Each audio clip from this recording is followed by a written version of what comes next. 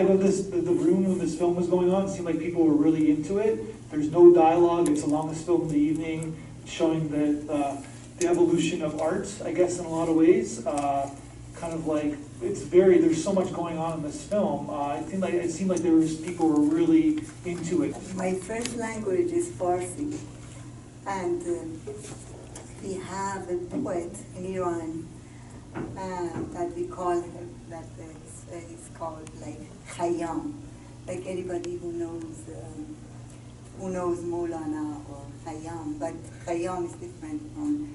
And then he has a poem that I read in Farsi and then I translate it, just one small piece, that he says, "Az khak baramadیم و bar khak shudim."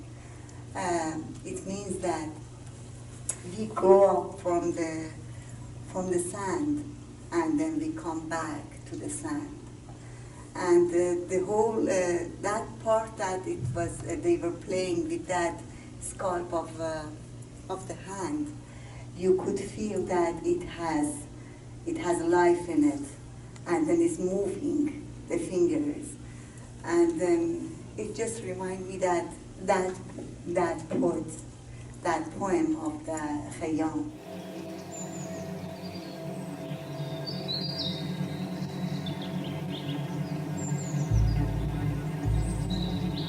I don't like picking favorites, but this was probably my favorite film tonight. It was fantastic. And I work in the medical field, and I can relate it to spending a lot of hours in anatomy labs, where you're getting to know your subject almost one part at a time, quite literally, just as in this film. And then with each specific question, like if you see a patient or something, with each specific question or comment you make, you learn something new about them, and you're trying to create an estimate of who they're going to be at the end. And I thought that journey was really well portrayed for how an artist sees it, also getting to know their subject throughout. And it's a bit surreal, looking at one body part at a time and still trying to put that person together. But the character does a very good job in the end of managing to do it. Because we see the subject separately from him, but he eventually gets there, which was a really beautiful portrayal of getting to know another person. You're talking about the scientific medical analogy from the artistic creation of the sculpture. I thought it was interesting that the sculptures seemed more alive than the model.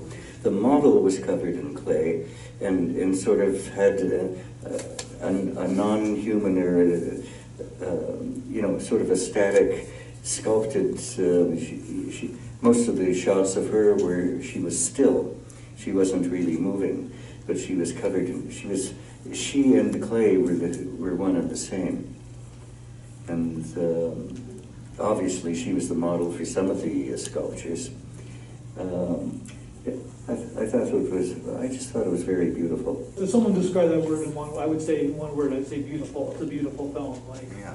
It's the birth of something in a lot of ways. It's just the way they showed it too. They were very patient with us. Here's the story I read, a very subjective story from the perspective of one woman, because the very first image they concentrated on was this very sculpture of a woman being attacked or abused. It was so clear.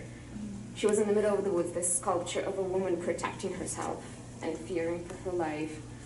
And it stuck with me so much through the whole film that even though the images were very, they were peaceful and they were very beautiful, but there was still that image in the back of my mind of abuse and attack. And by the end of it, what I came to interpret this film as a story of nature providing us everything.